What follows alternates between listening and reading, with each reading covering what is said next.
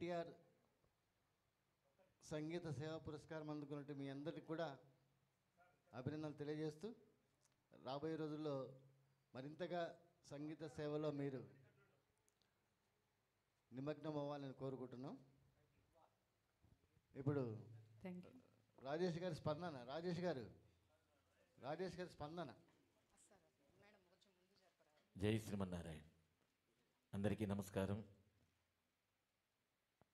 విశ్వవిఖ్యాత నట సార్వభౌమ డాక్టర్ పద్మశ్రీ నందమూరి తారక రామారావు గారి పేరు మీద వారితో పరిచయం ఉన్నటువంటి ఎన్నో కార్యక్రమాలు చేసినటువంటి శ్రీ రాము గారి చేతుల మీదుగా, అలాగే శ్రీ త్రినాథరావు గారి చేతుల మీదుగా అందుకోవడం అనేటటువంటిది చాలా చాలా సంతోషదాయకంగా ఉంది.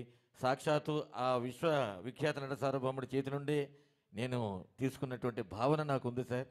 ఎందుకంటే ఇంతకుముందు మా పవన్ సోదరుడు చెప్పినట్టుగా అక్కినేని నాగేశ్వరరావు గారు, నందమూరి తారక రామారావు గారు, అలాగే సుశీలమ్మ గారు, సాలూరు రాజేశ్వరరావు గారు, వీరందరితోటి కూడా మీకు ఉన్నటువంటి పరిచయం ఒక కళా సరస్వతి చేతుల మీదుగా తీసుకోవడం అనేటటువంటిది నిజంగా మా పూర్వజన్మ సుకృతమని నేను భావిస్తూ, చాలా ఇష్టమైనటువంటి నటుల్లో నాకు నందమూరి తారక రామారావు గారు, అలాగే మరొక నటులైనటువంటి కృష్ణ గారు డేరింగ్ డాషింగ్ విషయంలో, అలాగే చిరంజీవి గారు స్వయం కృషిగా పైకి వచ్చినటువంటి వారిగా, వీళ్ళందరూ కూడా మాకు ఎప్పుడు కూడా వారందరి పాటలతోటే మేము ఆ పూదోటలో వికరించేటటువంటి వాళ్ళం మేమందరం కూడా.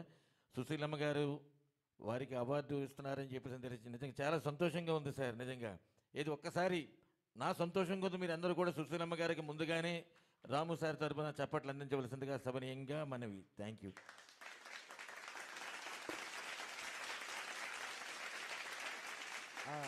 సుశీల గారి కార్యక్రమానికి మీరందరూ రావాల్సిందిగా రాము గారి తరపున నేను కోరుతున్నాను మిమ్మల్ని.